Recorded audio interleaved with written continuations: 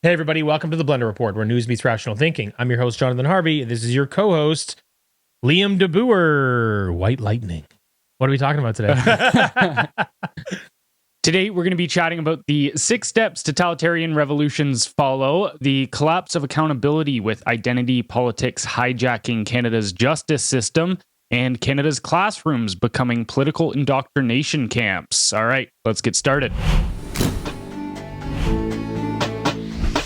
So, first off, we've got the 6 steps totalitarian revolutions follow. Every totalitarian revolution follows the same pattern, always beginning with words, not weapons. First, resentment and despair is manufactured. Propagandists convince people their society is irredeemably oppressive, setting the stage for a complete overhaul. Second, the revolutionaries infiltrate the organs of culture, schools, media, bureaucracies, capturing language, education, and narratives until merit gives way to obedience. Third, morality becomes a weapon. Activists form networks and front groups to shame, boycott, and destroy anyone who resists, teaching the public that silence is safer than dissent. Fourth, society is polarized into oppressors and oppressed. Constant outrage and moral theater exhaust the population until neutrality itself is treated as betrayal. Fifth, the movement escalates to violence, sabotage, intimidation, and resistance justified as justice. And finally, fear becomes governance. Surveillance replaces persuasion, censorship replaces debate, and liberation gives way to submission. From Lenin to Mao to the modern West, the same psychology repeats. Control through exhaustion, not persuasion. So, what step do you think we're on? We're on the last step. I was going to say, we're definitely between 5 and 6. Now we're here. So this is this is going to be something I'm going to throw back at you. When you look at the steps, so when you climb a case of stairs, once you've done with step 1, you're on to step 2. You leave step 1 behind. But it seems with this that it's more of a compound effect. So it's not like, revolutionaries have infiltrated the organs of culture. Now we're on to step 3. It's kind of like they continue to permeate. They continue to expand, right? So this process, I'm not sure is as linear as it's about the compound effect to when it actually becomes most effective. Right.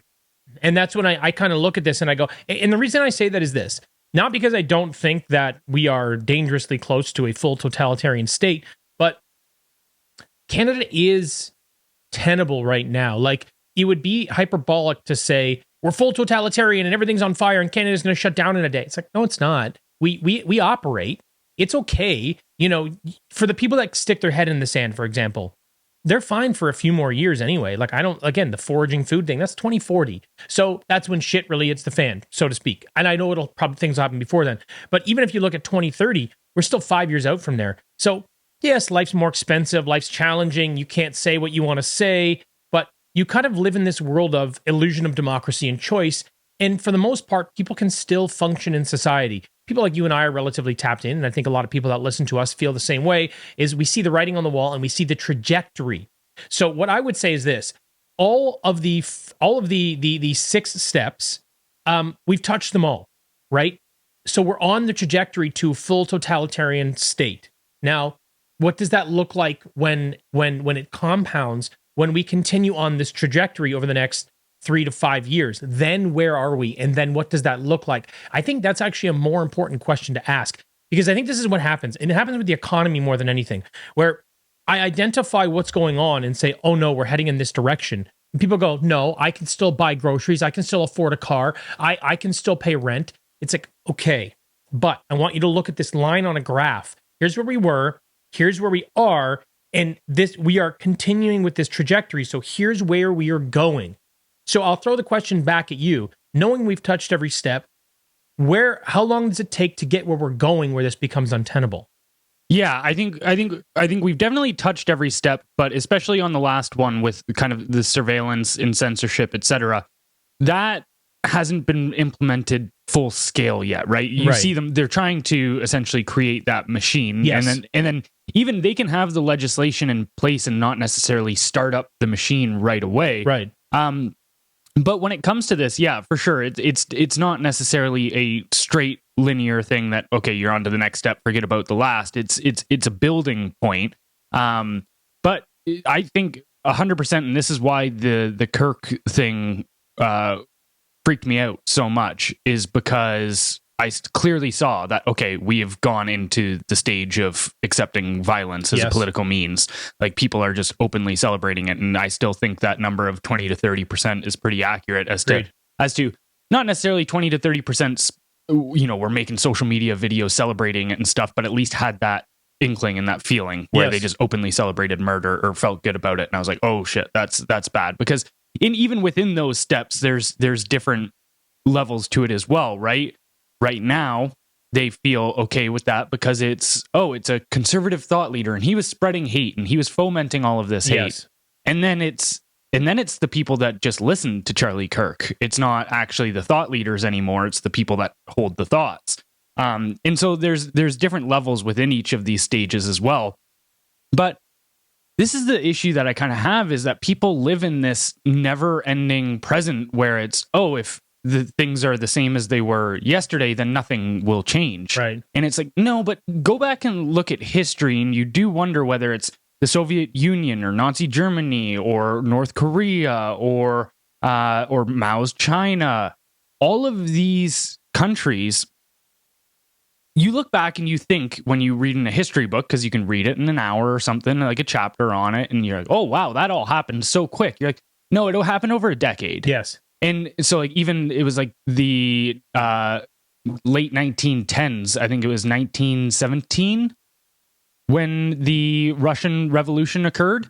And it was 1930 before mass famines were occurring at that point. Right. So you're like, it takes 12. That's a generation. That's literally 20 years. And that's the thing is, but because it didn't happen literally overnight. But when you look back in retrospect, you do see, you're like, oh wow, that did actually happen pretty quickly. It did. I think the problem that humans have is we don't forecast well. We don't see big problems very clearly. We don't solve long-term problems very well.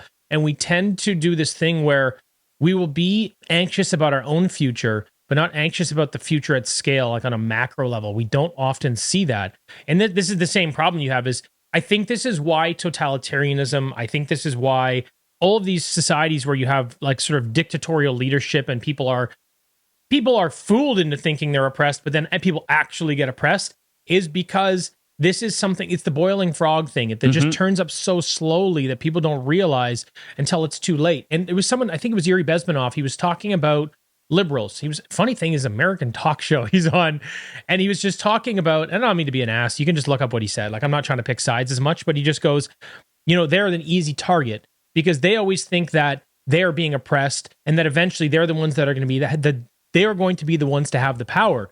But he's like, they're not. Once the revolution fully takes place, or once the not the revolution, once the dictatorship is fully established, those people go, where's my power? They're lined up and killed anyway. And the thing is, it's too late at that point. So we don't seem to see the problems until the crash is imminent. You know what I mean? And I think that's one of the things you and I try to do, is give people information as to what's happening so they can appropriately map out their life and the decisions they're making, because we see where things are going. And that's why we talk about these bills. Like, I'll talk about Bill C8 last week, or Bill C9, the internet cutoff bill, or, the redefining hate speech in public, or Bill C63 doing the same thing online, and, being able to throw people in jail.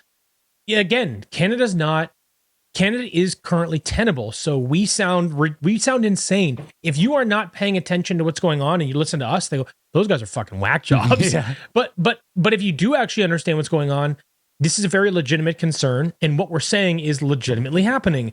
You really have to look at the UK. I was listening to Konstantin Kisin yesterday, and he had sort of a similar outlook. Like, yeah, the UK is a mess, but it's still tenable. Okay, agreed.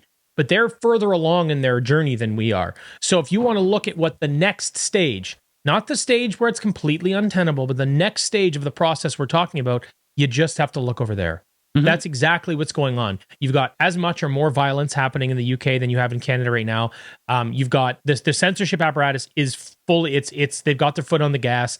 They're arresting or charging 30, 40 people a day for online hate speech and online thought crimes and all these other things. You know what I mean? So that is the next stage. So that's a live example you can look at, because like I was saying earlier, we don't often see well into the future. You just have to look over there. And I would suggest, if they continue down the same path, they will sort of be the perfect picture of what not to do because of where you're going to end up. Yeah, and that's where I look at what we do, because, you know, some people can push back, well, we're just talking about it. When are we going to actually do something about it? You're like, no, the whole totalitarian system is always built on the back of lies and people willingly going along with lies.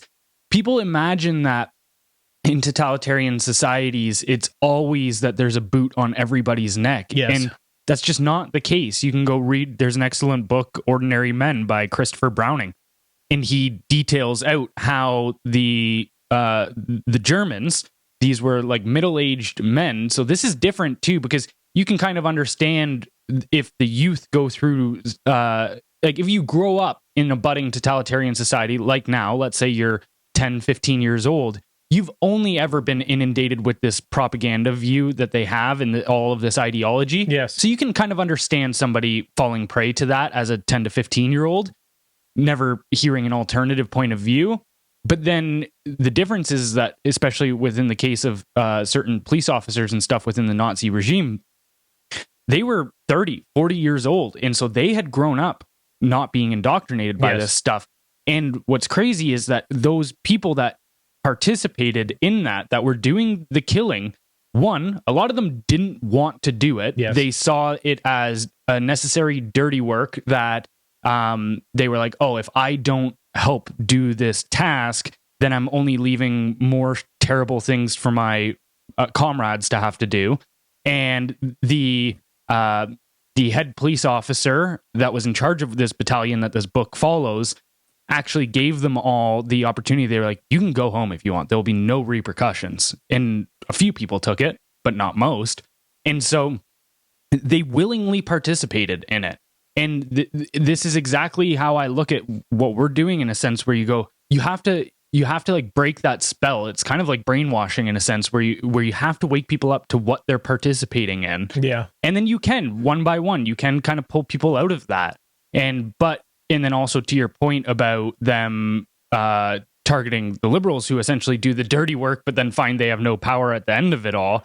That's even the same thing happened in Mao's China as well with the Red Guards. So they were university and school students that Mao riled up in order to turn against anybody that was considered a class enemy, you know, bourgeoisie, an oppressor. And so he wound them up to get rid of all of these, pretty much anybody that just didn't agree with the revolution, and then get them kicked out of their university positions, all of this, so that thought centralizes into the party's hand. And then, dude, once that task was done, he sent in the military on a lot of the Red Guards, because the Red Guards started even like going against one another. They formed like little gangs, and then all of a sudden they were having issues. But yeah, once Mao had gotten them or weaponized them against all of his detractors, then after that he was like, you've served your purpose. Yeah, see you later. Yeah. People just don't understand that. They think they're on the side. It's like this, you know, we talked about this in the past, where the liberal government has given their constituents the opportunity to be on the moral high ground because they support a lot of the ideology and sort of back it by saying it's your moral duty to convert other people. Mm-hmm. So you get nonsense spewed at you by people. You're like, what are you talking? You don't even know what you're saying. Because a lot of it is literally nonsense. But it's the same thing. They're mobilizing them in a bit of a different way. We're not using violence as much, but then you see the Charlie Kirk thing, you go, uh-oh, cross that line. I mean, the one thing I would say is this. We have the benefit of, myself, for sure, you maybe not quite as much, but I have the benefit, because I'm a little older, the benefit of growing up without a lot of these things in my way. Now, you do a lot of research and study a lot of these things, so I would say that probably makes up for the experience. So you talk about, you know, the 40-year-olds joining, you know, the fight in Nazi Germany. It's like, I've seen the world without a lot of these things, and I know how things can be better. So my expectation, it's like growing up without the internet. I didn't have the internet when I was young. The internet came out when I was like a mid-teen. So you kind of go, okay, like at scale. I know what it's like to use the library. I know what it's like not to have a cell phone. So I kind of understand the dichotomy between the two.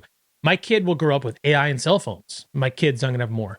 Not sure why that's important, but now y'all know. So this is the challenge they have, is like, okay, how do you navigate the world in that space? Whereas I can navigate it understanding sort of what it's like today and what it was like 20, 30 years ago. So understanding both of those things and being aware of what's happening, that's key. I think you can navigate really, really well. But it's the next generation. the benefit that I will say they have is those kids, those Gen Z kids smell bullshit a mile away. Mhm. They do, because yes, they're growing up in a state that's more totalitarian and has a lot of this brainwashing and a lot of this nonsense, but you're also seeing a lot of them push back. You can't pull the wool over their eyes. So I don't agree maybe with the mentality of a lot of kids under 20 right now, but it's that old saying, if you're not a liberal under 25, you have no heart. If you're not a conservative and over 30, you have no brain. So, okay, there's a migration that happens when you're young to when you get older. You understand the world a little better. So I'll give them the benefit of the doubt that they're young and idealistic. That's fine. But as they get older, cross that 25 mark, hit 30, they'll start seeing the world more through a conservative lens. It's just very natural to happen. And because they can smell bullshit a mile away, all of the tools governments use to brainwash people, I don't think will be as effective. They can't use legacy media. I don't think they'll be able to control social media as well. I just don't think they're going to be able to convince these kids that their narrative is the true narrative. So it's this interesting thing that I think might happen on the back end, like kind of like a dark horse, something to bet on, is that I think the kids then, the next generation, will actually navigate their way through this pretty well because of the fact that they can sort of identify bullshit. Like I think they're bought into this right now because of their age, but I think they can see a lot of these things, that definitely our parents couldn't. Mm-hmm. And for people too that say are really stressed out about this kind of stuff, and I'm not saying that there isn't cause for concern. I do think you have to put effort into making sure it doesn't happen. But you can go read back about the 1930s in America. Dude, the communists were real close back then in the West too, in grabbing a foothold. Like they had major organizations within America and even just across other Western nations as well. But it's very similar to what we are currently experiencing with all of these NGOs and these political movements and social justice movements. It was very, very rampant in the 1930s in America as well. But that crisis was averted, at least for a short while. And so it's like, it is very possible to stop what is the trajectory that we're currently on. But yeah, I do think it does take actually waking up to that. Otherwise, we're just going to get more and more of kind of our last two topics here for the day, which the next one is the collapse of accountability, how identity politics hijacked Canada's justice system. So Canada's justice system has drifted far from the principle of equal justice under the law. A man who fatally stabbed someone in an unprovoked attack just had his sentence reduced, not because of evidence or remorse, but because he's Indigenous. The judge cited trauma and colonial legacy as justification for leniency, cutting his sentence from 8 years to 7. It's part of a growing pattern where Gladue factors are used to justify lighter sentences for serious crimes, turning what was meant to ensure fairness into a loophole for reduced accountability. The result is a justice system that values identity over action, politics over principle. Victims are told their suffering matters less, and criminals learn that responsibility is negotiable. This isn't compassion, it's moral confusion. Until Canada's courts return to judging conduct rather than ancestry, the system will keep failing the very people it was built to protect. So, how does this case reflect a broader erosion of equal justice under the law? Well, first of all, I don't even think that there should have been Gladue factors applied here where we're giving people lighter sentences for anything for fairness. This is bullshit. You committed, it should be based on actions. This should not be about victimizing the criminal. It should be about paying a price for your crime. This is insane. Justice is supposed to be blind under the law. Whatever. Okay, cool. So everyone should be treated equal. There should not be any system here where it's like your culture and the color of your skin. These things should not matter. This is ridiculous. I just think that our system's completely fucked. I hate to say it, but I have no faith in our judicial system. I genuinely believe this, and this might be a bit of a bold statement. I think that if I committed a crime, I think I would get absolutely pinned to the wall for being a reasonably good-looking white guy. I'm not even kidding. I think I would get absolutely tarped. There's no way. There's no chance. I would be made an example of. That's what I think. But I see this person that killed somebody, and instead of getting 8 years, they get 7 years. How do we live in a world where you, first of all, are only supposed to get 8 years for murdering someone? And second of all, you get your sentence reduced to 7 years because of colonialism. This is such a clown show. And the thing is, there's this article that popped up the other day saying, oh, Canada's system we won't turn into a totalitarian state. Use another word other than totalitarian. It's just on my mind from our last conversation. Same idea. We won't turn into a totalitarian state because justice and politics are separated in this country. I go, are you insane? The judges are appointed by like the prime minister, by a group that essentially the prime minister appoints them. So they're completely appointed by whoever's in charge. And we know that the default vote in Canada is Liberal. And if you look historically, we've had significantly more Liberal prime ministers than Conservative. So don't tell me that they're separate. They're literally tied together. They are basically following an agenda. You know, like everyone bitches about the American system. At least they're being honest with you. At least it's like, oh, this dude's Republican and this chick's, a Democrat, and this is how the Supreme Court's stacked, so good luck. But here we just pretend like, no, they're separate. This is insane. So how do you have a successful society when your justice system is completely hijacked? Because that's what I think is happening. Because when I wrote this article or just did sort of a brief on it, this was the third one I read in 3 weeks. Mm-hmm.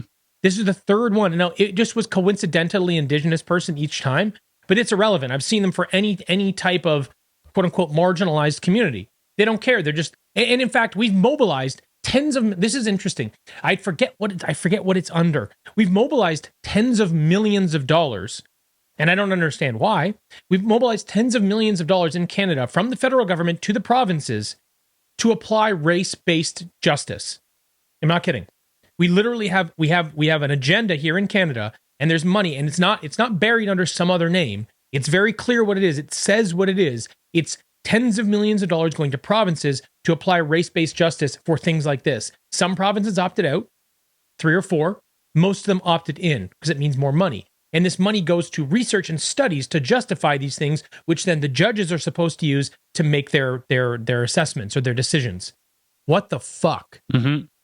Yeah, well, there was just another case 2 days ago. Navjeet Singh, a 26-year-old, a Ontario-based semi-driver, was granted bail after allegedly running a stop sign and killing a mother and daughter in a crash last November. We even saw there was another one, too, a while back where one guy, and I believe I have these details correct. It's been a long time. This story was like a year ago, but there's countless of them where him and another guy robbed a liquor store, and he was sitting in the passenger seat. They ended up getting in an accident while running away from the scene of the crime, killing somebody, and they reduced his sentence because they said it might harm his immigration process. Was this the one where they took off from the liquor store? Yeah.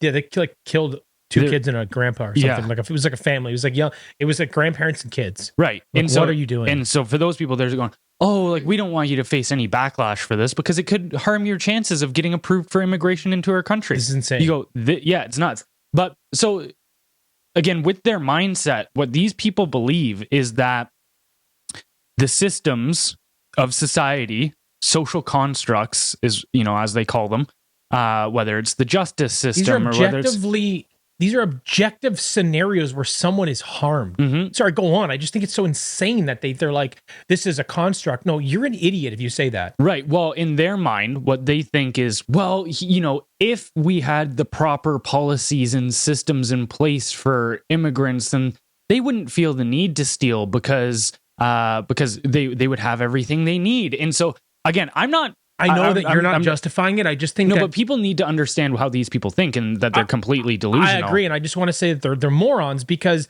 it doesn't matter. You can look at any country. You can look at Russia. You can look at Ukraine. You can look at Iraq. You can look at Iran. You can look at the United States. You can look at Canada. There are dregs of society. There are people that are terrible that you don't want in your country that do bad things in all those countries. There are also really, really good people that do a lot of great things that you would want in your country. So when you think about immigration, the people you let in, start trying to identify the fact that it's like some people are good and some people are bad. And it doesn't matter where they come from. There's good and bad everywhere. You want more of the good people in your country and a lot less of the bad. So it's pretty clear to me, if someone does something like one of the crimes you just mentioned or some of the other ones that are even worse in this country, they're the dregs of society. Let's take this as a sign to go, get out of this country. We don't want people like you. Doesn't matter where you came from. I'll take more people from where you came from, but I want good people in this country, not the shitty ones. And maybe people that are easier to integrate into society. Sure, that's maybe a different conversation, but it's just insane to me that they go, no, no, no, no, no, no, no, no. This is our fault because we built a system that oppresses you. And so therefore the victims are no longer victims. You're the victim. Right. And so they think if we didn't have these evil and oppressive social constructs, then yeah, these people wouldn't be doing these sorts of things. And so actually there's essentially two schools of thought within philosophy. And again, these aren't just this is why I went down the rabbit hole in philosophy in ideas so deeply, is because you realize that they're the basis for everything. It doesn't matter what your judge is signing off on. It matters what the person that came up with the idea that taught that at that academic institution that trains justices. And so, yes, because that's what those people end up getting imprinted into their mind, the ideas. Sure. Yeah. And so there's two different schools of thought. There's the Rousseauian that definitely influenced Marx and this left-wing ideology, which Rousseau believed that these social constructs we have in society, that man in his natural form is great and perfect, and then all of these civilization structures come around and corrupt man. And then there's the Hobbesian point of view, which is no, man in his natural form is actually quite brutal, and we need these social structures in order to put limits on that. Now, I think some people go too far with the Hobbesian idea, and they go like, okay, we need to limit everything, and that's where you get like an extremely orderly, like a top-down, that's like right-wing culture, like actual far right is you'd be like, no, we're ordering everything. But so that's like under their ideology, and they wouldn't even, a lot of these left-wing people, they wouldn't be able to verbalize that, but that's like the basis of their idea. And I think about this all the time with like that movie Inception, right, where he's talking about putting the idea into the guy's mind throughout his dream. He's like, all you need to do is plant the seed. Yes. Once the idea grows on its own from there, it starts to take over. It's like, and it's that Jungian concept where, yeah, people don't have ideas. Ideas have people. And I completely believe that. And these ideas almost have a life of their own, and they do take over your mental processes. But you even see this play out with like the Black Panthers and stuff in the 1970s when they were killing people. People don't realize this. Like in the 1970s, actually, there's that movie that just came out just recently with Leonardo DiCaprio, One Battle After Another. I went and watched it. Pretty hilarious. It was shot very well, but it is undeniably a propaganda piece for Antifa. The whole movie is about them, breaking people out of these ICE detention centers that are going to be for deportations. But in that, it's supposed to be this kind of new age take on the 1970s and stuff. People don't realize this. There was 5 bombs going off in the 1970s a day in America for these kind of like black militants and stuff in these causes. Yeah, I didn't know that. Yeah, it's crazy. And that's what this whole movie kind of depicts, is it happening in the modern day. But Angela Davis, who is one of the heads of the Black Panther movement and this kind of black supremacy movement, she was trained by Herbert Marcuse, which was a Marxist. But there's even this famous instance where she was arguing there was a black man who went in and killed, I believe it was a legislator or something of that nature, public official. And Angela Davis said afterwards that, and again, she's like the head of this movement. If you think of Charlie Kirk as TP USA and the head of that, kind of driving that, it's like Angela Davis was this for the Black Power movement. And she said that, she's like, yeah, you can't actually blame the guy that took that shot. You need to blame the racism that caused him to be in a position where he felt the need to defend himself from this system. You're insane. And you go, but that is the idea that these people have underlying all of this. For sure. You need some sort of insane thought to take insane action. Mm-hmm. That's how I see a lot of these things. Like, you have to be indoctrinated with a set of beliefs that justify horrific actions. That's exactly how I think a lot of these things take place. Now, I'm not exactly sure why ideas necessarily take a foothold, why introspection is more effective with some ideas than others. I'm not really sure why. But if you are willing to take a step back and look at these things logically, there is no real basis for what they're doing. None of it makes any sense. This is what's so weird to me. I don't do this intentionally. I think maybe it's the way that I'm wired. I pretty much do everything based on logic. I do. Like, there are things like, sometimes I'll watch a baseball game and I'll be just right pissed off. That's illogical because it's just a game and it's supposed to be for entertainment. I don't need to be annoyed that the Blue Jays are winning or losing a game. So I can give into emotion. 2 minutes later, I'm fine. I don't let it ruin my day. I don't cause anybody any grief. I just kind of bitch at myself and go on. So I understand like how you can get emotional about something that doesn't really make a lot of sense. Because if it was a cricket game, I don't even know the rules. So I couldn't even be upset about it. I don't know, it's 477-18 and it was a 4-day game. I don't know what the fuck's going on. So, you know, I can fall victim to the emotional side. I get it. But pretty much everything that I do and how I operate within my life is based on logic. So I get really confused at how these ideas get a foothold in others. Like, I don't understand their mental process and actually, you know, employing these strategies, especially at scale, especially in society, like at a macro level in our justice system, and how it's ruining an entire nation. It's pulling apart, you know, it's basically tearing the fabric apart of our nation. How do these ideas get a foothold at scale within society at these levels, but they're based on zero logic? Mm-hmm. I don't understand. Well, it's, first of all, look at the difference between somebody like yourself. Okay, you were probably the high school jock, the popular kid, played on the teams, whatever, did well after that, started businesses. So you had no reason to believe that the world was stacked against you because you were doing pretty well in it, and in some cases. Now imagine that you're essentially a loser, and I'm not even trying to shit on these people, but I'm saying, like, you feel like you're isolated from society. Nobody respects you. You can start to feel like you have this burning resentment towards the world because you feel like it's so hard for you in it. And hey, sometimes even too, like, there is some legitimacy to this as well. Like, imagine if a kid was, you know, abused his entire life and all of this. He has no reason to think that he's on the up and up. And then you're just in complete despair, depression, anxiety. You're borderline nihilistic, if not completely nihilistic. You just go, this world is nothing but suffering. There's no path forward for me. Then you get this ideology that comes along and goes, none of this is at your feet, which in some cases maybe is true. Like, if they had abusive parents in all of this growing up and they had no actual opportunity at their feet. And then you get this ideology that gives you the permission to go to war with the world, and that you're the moral one for doing so, for trying to tear all of this down.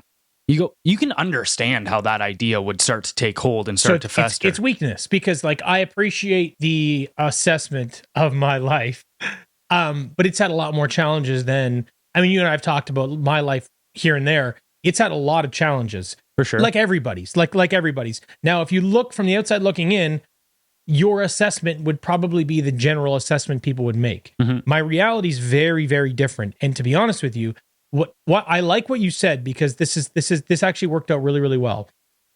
The person that I've become today, who I've come to appreciate, who I've become, and who I am becoming, because it never ends, and I still have a lot of work to do. I think we all do, and that's part of the journey. That's part of like the one of the greatest things in life is that you can continue to improve and get better and better. The person that I've become, who has improved since I was a young, cocky teenager, for sure. It happened because of adversity. It happened because things were challenging. It happened because I was struggling and I couldn't make my businesses work, and I was failing and things were falling apart and I couldn't get things to work, and my life wasn't going well and things were challenging. My life got better because I had to go through those challenges, because I had to rise to the occasion. I had to face all those things. I had to know what fear and failure felt like, and I've had a lot of it.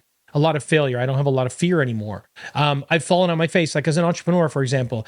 I failed way more times than I succeeded, and had no support network. My parents did not support what I did. No one in my family is really an entrepreneur. That's not their thing. So, you know, it was figure it out. Okay, so like growing up, I'd have times in my life where it was peanut butter sandwiches for a month. That's life. That's okay. I was willing to get through those things. those shaped who I am in such a positive way. So what I did was I faced, and look, I'm not saying my adversity is worse than some of these other people. All I'm saying is adversity is relative. Right. I agree. So I have faced adversity in a big way for me, and that shaped who I am. So I see what you're saying, but there's a fork in the road that happens where you decide, are you going to let adversity turn you into a weapon for good or a weapon for bad? And I think that's the distinction. It's like, I choose to be like, no, I will let these things shape me in a way that'll turn me into a more potent weapon for good, where it sounds like these people take the easy way out and then become a weapon for bad. Yep. Like, so actually, this is even a really cool distinction between heroes and villains, is because you see it in every movie ever that has a hero and villain archetype in it. Both of them, you're usually pre-exposed to the horrible scenario that the hero has gone through, and that they hit rock bottom. Whether it's, you're Peter Parker and I was just thinking Spider-Man. You see that he's not respected by anybody and all of this kind of stuff. Or Luke Skywalker, born in a desert area, no real parents, he doesn't know anything about his backstory. He's kind of just in limbo. And you see these kind of like suffering backstories of the hero. And then with the villain, there's always the same suffering backstory. Now, they don't usually detail it out as much, but they usually give that to you symbolically. Like, for instance, Vader, you hear his voice, you see him take off the head, you look at him and you go, that's clearly a dude that's been through a lot of shit. Right. But the difference between a hero and a villain is heroes go, I have suffered immensely, and I want to make sure that nobody else around me has to feel this suffering. And villains go, I have suffered immensely, and I want people to share in this feeling with me. Right. That's the big distinction. No, I agree. I'm glad we kind of worked through that, because that's interesting. Because that I guess is where you get it from. And then what you're saying essentially, which I agree with, is those Darth Vaders then work their way into institutions. They become the ones indoctrinating, and then they're just kind of employing this strategy at scale. They become decision makers and power brokers. So when you've got enough evil in society, this is the way, like the way it's operating right now with this hijacked justice system, just to go all the way back. But that's basically what it is. So you have to, again, I guess what I say this all the time is, if you want your institutions to work, you have to work for your institutions. So the only way to take them back is for good people to get in and reform them, essentially. Yeah.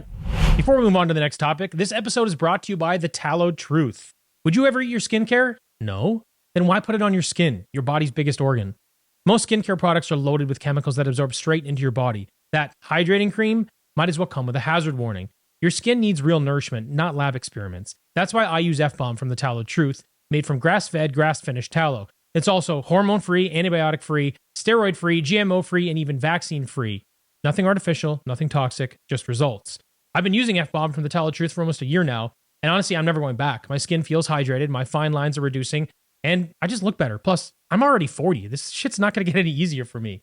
But what makes The Tallowed Truth even better is that they're a freedom-first brand that supports Blendr News and everything we stand for. They even offer a 30-day money-back guarantee, so you've got nothing to lose. So, go to thetallowedtruth.com/blender and use code BLENDR, BLENDR, for 15% off. This includes 15% off already discounted bundles too, so you can save as much as 40%. That's thetallowedtruth.com/blender, code BLENDR at checkout for 15% off. But moving on to our last story for the day, we've got Canada's classrooms are becoming political indoctrination camps. Classrooms have become battlegrounds for ideology. The Elementary Teachers Federation of Ontario now instructs teachers to infuse, quote, transpositive and social justice content into every subject, math, science, even language arts, regardless of relevance. What began as inclusion has become activism. The union's policy book mandates teachers to, quote, challenge gender stereotypes and make social justice a professional obligation. Every school library must carry approved material on equity and anti-racism, effectively turning education into indoctrination. Meanwhile, a Toronto school played O Canada in Arabic on the anniversary of the Hamas October 7th attacks, framed as diversity but perceived as divisive. Teachers like Matt Alexander who resist these types of policies are punished, left unprotected by their unions. The message is unmistakable. Teach the ideology or be erased. Ontario's schools are no longer focused on knowledge, but on shaping belief. So, what are the broader societal risks of turning education into ideological conditioning? I'd say just listen to our entire podcast so far. Like, there you go. It's funny. Yeah, look, I'll just kind of touch on what I said earlier. I think the Gen Z kids are able to smell bullshit. And so I think what's happening is the system is pushing harder on them to try to indoctrinate them early on more effectively, because I think they realize they're going to lose them. So I think that's one of the things that's happening. So, what are the broader risks is that society continues going down this same path of, people choose evil over good. And a lot of it is because of indoctrination before they're actually old enough or have the faculties to understand exactly what's going on. I think that's part of it. The other thing that's surprising that I would say, just to highlight here, just to show people sort of the rot, is Ontario is a conservative province with a conservative premier. Now, I think he's conservative light. He's not light by any means if you look at him, but in terms of his political view, he sort of panders to the Liberals, which he did through the last federal election as well, and tried to torpedo Pierre Poilievre. Now, he's a real murky situation with him going on. There's a lot of corruption. His past campaign manager, Corey Tanicki, just also has got tens of millions of dollars from another fund. There's a lot of dirty shit happening with Ford. So I think he's doing whatever he's got to do. But I just think it's interesting to see how far, and I'll call these ideologies, how far left the ideology is within the education system in a province that is conservative. So this is a big issue. The reason I'm saying is there's nowhere safe. I think, rather than kind of repeat what I've talked about over the last two questions, what I would say is I just don't think people should have their kids in our education system if this is what's happening. I think we should be really championing an alternative or parallel education system and getting kids out of this stuff, focused on STEM learning and the arts as well, but in a way that removes all of this social justice, trans positive, trans nonsense. Again, there's only a few rules when it comes to trans stuff. There's 5 rules. 1, boys can't play in girls' sports. 2, boys can't use girls' washrooms. 3, you got to leave kids alone. You got to leave kids. If you're under 18, stop with all this nonsense. You got to stop.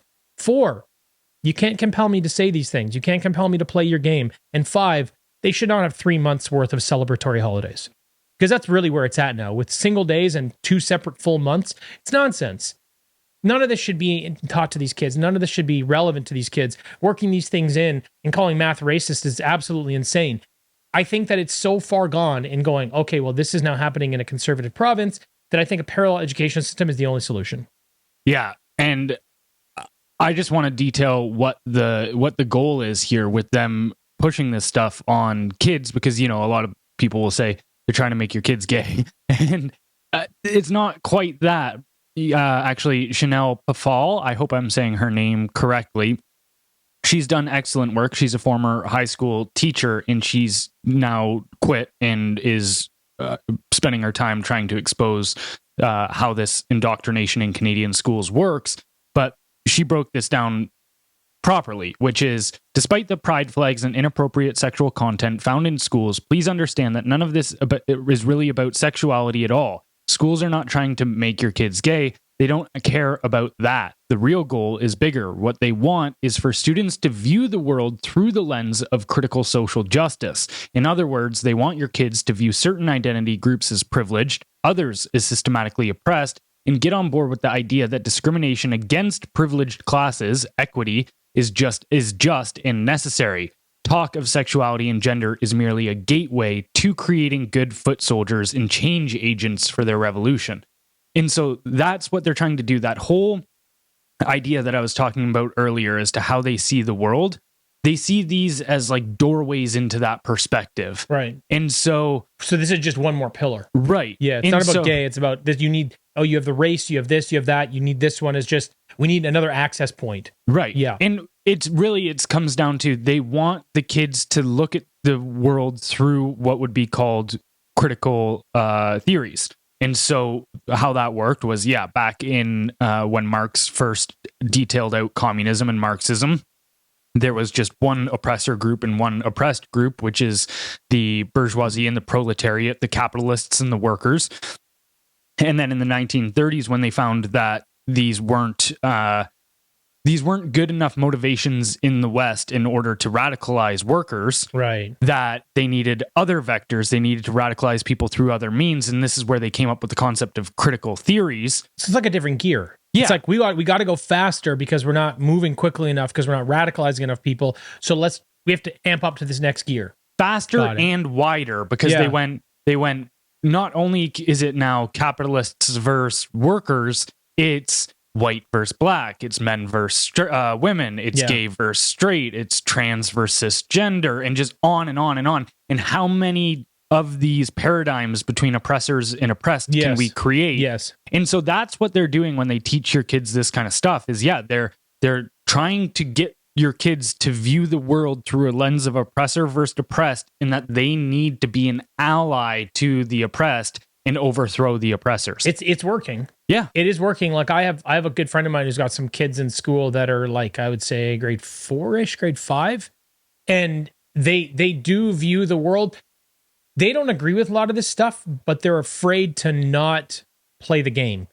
And there was also the study that came out, I forget if it was the United States or Canada, not really relevant, but it was a high percentage. It was over 50% of kids feel like they have to pretend to be Democrat or liberal in their post-secondary school, and they're not allowed to share their real opinions or they'll be ostracized. It was Canada. So it's working. So it is working. It's interesting. It'll be interesting to see how this plays out in the real world, because you think about all the work that they're doing in these institutions, and then you think about the amount of work that has to be done to untie this knot, to get people back to a place where they're like willing to be rational, logical, and not afraid, or not like they're on eggshells, because this is deep programming.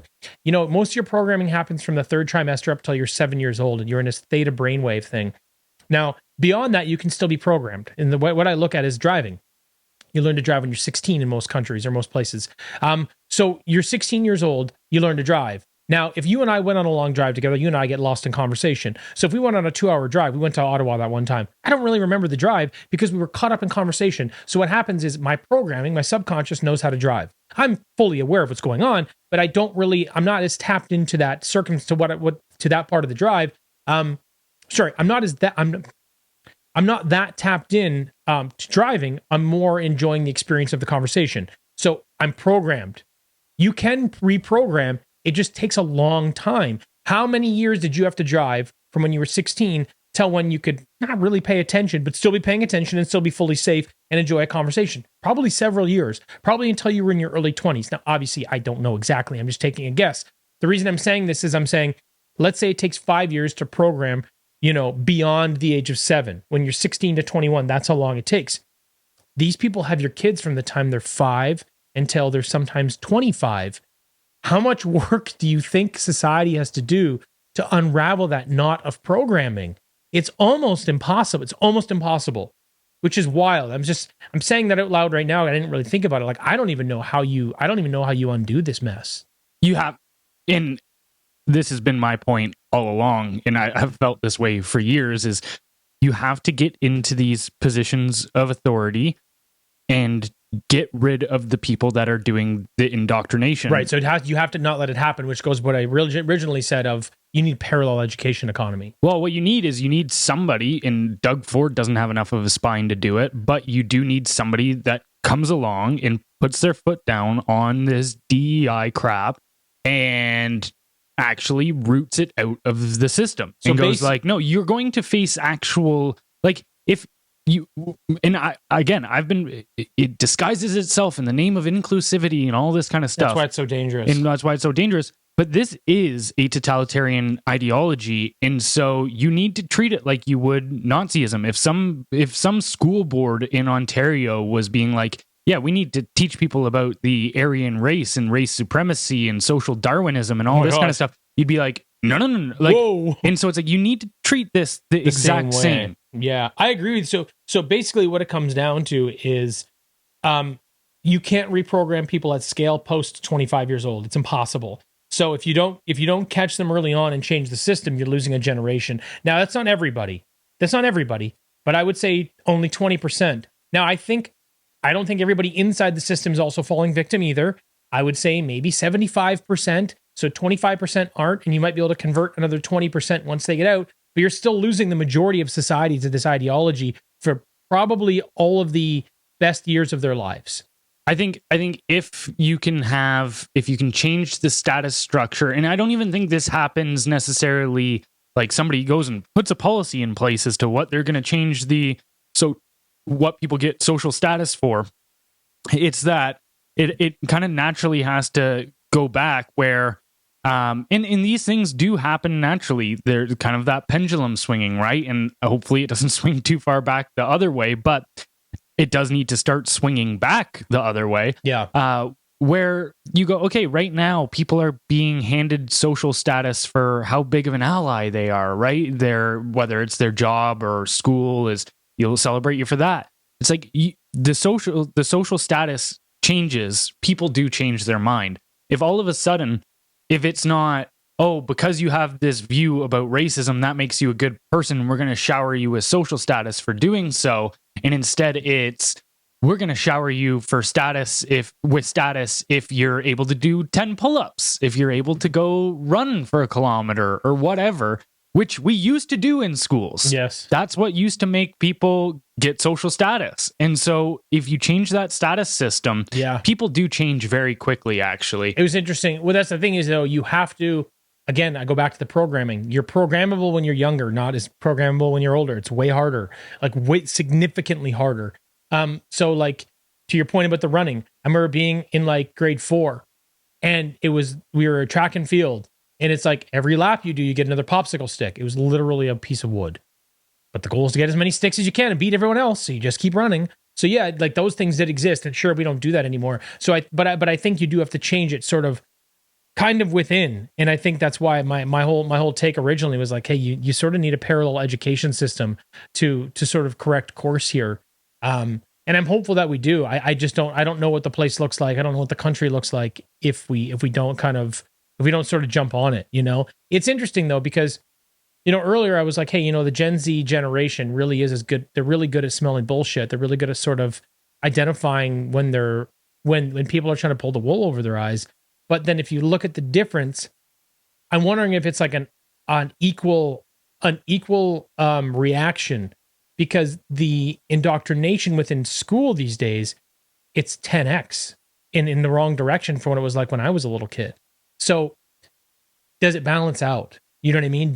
What I said earlier, did they actually recognize like, oh, geez, we're going to lose these Gen Z kids because they're better at this. We have to really, like you said earlier, find all these different vectors and we have to apply them now, or we're actually going to lose this generation. We can't control them, quote unquote. So I don't know. It's interesting. I think a big responsibility here too comes down with parents. Make sure you're having conversations with your kids about this kind of stuff, and make sure that they're not just, you know, maybe you're not in a position where you can homeschool your kids, although that's definitely the avenue I would take if I was raising a child right now. However, obviously there's life hurdles, but you can have alternative conversations with them. Maybe you can't stop the school from talking to them about, you know, pride stuff or critical theory and all this kind of stuff, but you can understand how critical theory works and actively make sure that programming isn't taking place as it goes along. Yeah, like make sure you're the counterbalance to it every day, every week, every month, that you're pushing back, that you're taking the opportunities to sort of build their framework. Yeah. You know, you have that opportunity. That's a good point, that you have the opportunity to try to reprogram what they're doing to your children if you don't have the opportunity to put them in an alternative educational scenario. And it's not that you have to go through like the 1800s history and the early 1900s history and how all this stuff came about, but it's like you can tell your kid, hey, you know, there's going to be people all throughout your life that are going to try to corrupt you and convince you to become a node in their network or a piece of their movement, and you need to be setting your own goals. I think you can ask kids questions. Right. And I think a lot of times kids are usually like brutally honest from a certain age when they're young. I think if you're asking them questions early enough, you can lead them where you need to start questioning a lot of the things that are completely illogical and are not good for them. Mm-hmm. Sure, they might get into some trouble at school by pushing back, but that's a good thing anyway. But the last thing I'll touch on here before we get out of here is also too with the schooling stuff. I had somebody, the school I went to growing up apparently has 20 furries now. So kids that, you know, think they're animals. But here's the funniest part. is apparently the kids are outsmarting the teachers with it, because the teachers go, well, we have to protect these kids' identities, and they think they're a cat and whatever. The kids just know that, like, oh, if I pretend to be a cat, I can do whatever the fuck I want in this classroom, and I don't have to pay attention, and the teacher won't do anything. Damn. And so they're just like, and they'll go around to the other kids and be like, come play with us. That's how they look at it. They're just playing in their mind, and these teachers are going, they're expressing their true identities. And it's like, no, you're being outsmarted by a 5-year-old. Awesome. And so it's still dark, but it's kind of funny. Yeah. But yeah, so yeah, I think that's got to be the big thing now, is not like, hey, what did you learn at school today? But actively understanding what they're teaching at school, and then kind of essentially deprogramming your kids, I guess. Yeah, wow. All right. Anything else you wanted to add? Yeah, I just want to give a shout out to my boys at Perfect Shaker for making us our blender, what are we going to call these things? Blender shakers? Yeah, our blenders. Yeah, I just want to give a shout out to our guys at Perfect Shaker for making our blender labeled shakers. Stainless steel, no more plastic. Love these guys. I worked with them for like 5 years. They're such good friends of mine. Just appreciate them doing that. So I just want to give them a shout out. You want to get your own customized shaker, go to Perfect Shaker. They also do all the shakers, like, the Superman ones, the Blue Jays ones. That's all there. That's their business. They've been at it for a long time. Anyway, yeah, that's it. All right, right on. Before we get out of here, don't forget to head over to our Substack, where you can sign up for our newsletter, which goes out 5 days a week. That's blendrnews.com, BLENDR news.com. And thanks for watching. We'll catch you next time. Bye, everybody.